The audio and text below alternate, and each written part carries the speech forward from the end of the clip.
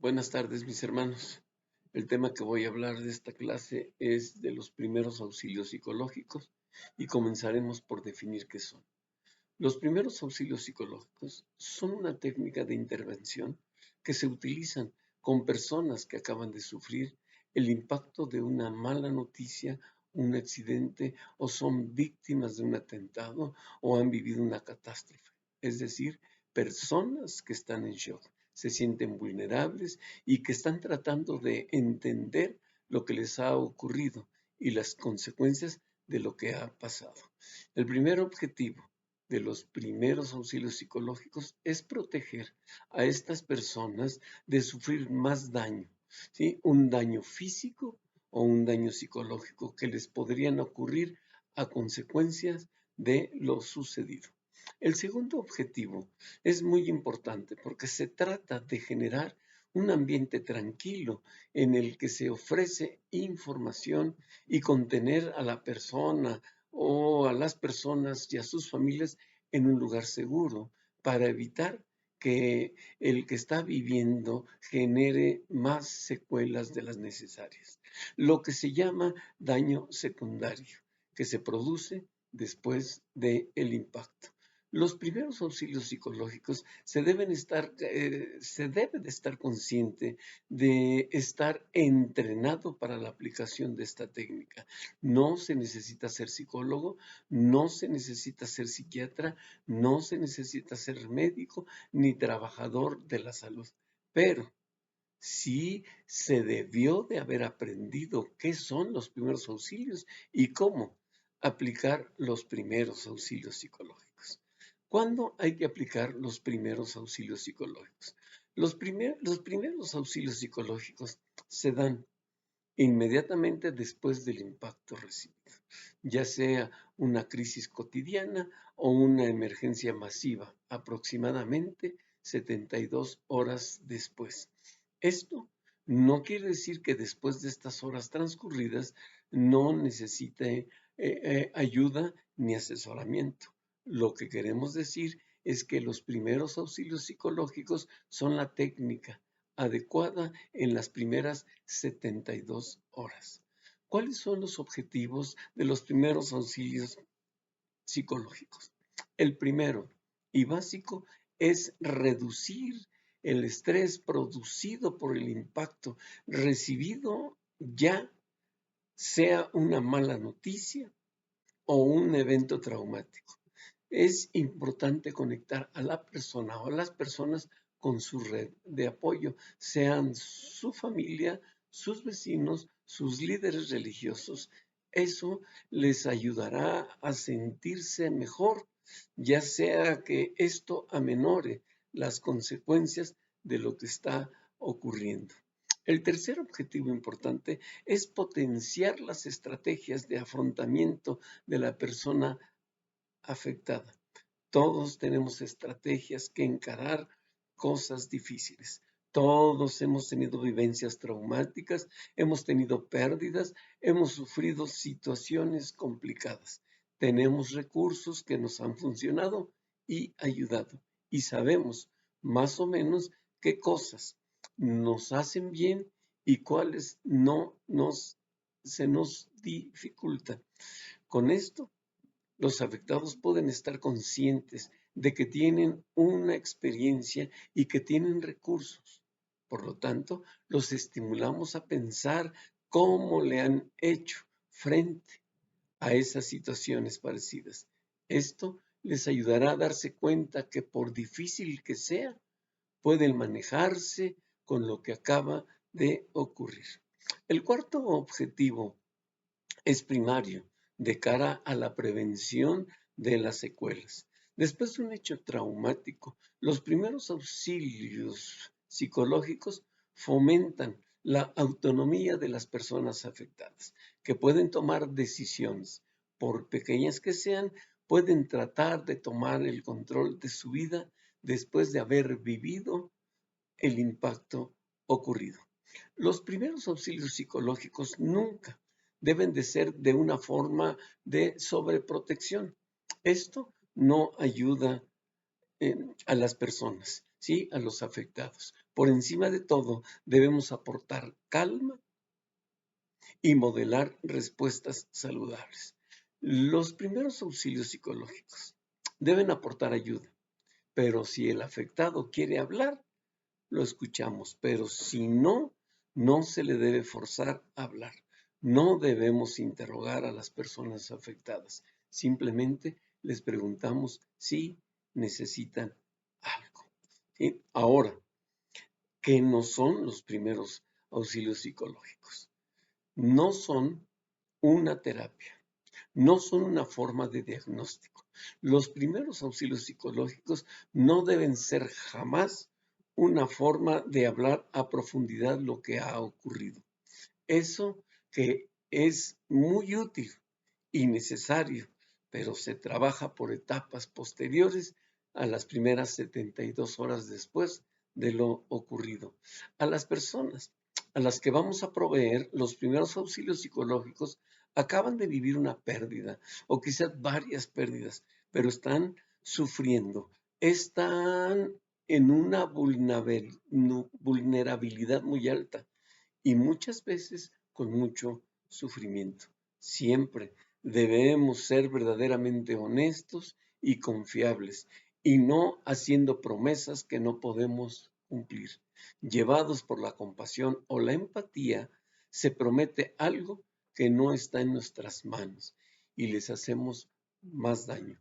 Por eso debemos de ser sinceros con ellos y decirles, trataremos de averiguar a ver si se puede y si no, se le dice.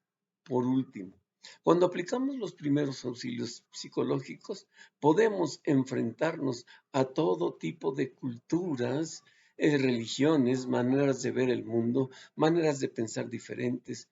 Uno debe ser muy sensible a esta diversidad. La persona que auxilia también debe de dar ejemplo en su manera de vestir, su manera de hablar, en su manera de actuar. Esto es lo que ayuda mucho a las personas afectadas y para esto es precisamente los primeros auxilios psicológicos. Ahora también vamos a hablar un poco de lo que es el estrés, que está clasificado en dos trastornos. Uno, el trastorno por estrés agudo y el trastorno por estrés postraumático. El estrés es una reacción normal cuando nuestra capacidad se ve superada por algún hecho vivido. Ahora vamos a ver los conceptos claves de la definición del trastorno por estrés agudo, que estos están constituidos por 5 ejes. El primero es trastorno transitorio, gravedad importante, respuesta al estrés excepcional, aparece en horas o en días, acontece en las primeras 6 semanas después del suceso. Estamos viendo lo que es la definición del trastorno por estrés agudo. Ahora, la definición clave del trastorno por estrés postraumático son trastorno cronificado, muy grave, respuestas a un estrés excepcional, no se remite sin ayuda profesional, es la cronificación de un trastorno de estrés agudo mal gestionado. La duración de los síntomas es superior a un mes. Los síntomas del trastorno por estrés agudo son de hiperalerta, que son insomnio, que son sobresaltos, irritabilidad, síntomas físicos de ansiedad. ¿Sí? Los de reexperimentación, que son pensamientos instintivos, flashback, pesadillas recurrentes. Todo esto sucede cuando está uno o cuando uno tiene el trastorno por estrés. El otro es levitación, esfuerzos para evitar personas, acciones o lugares.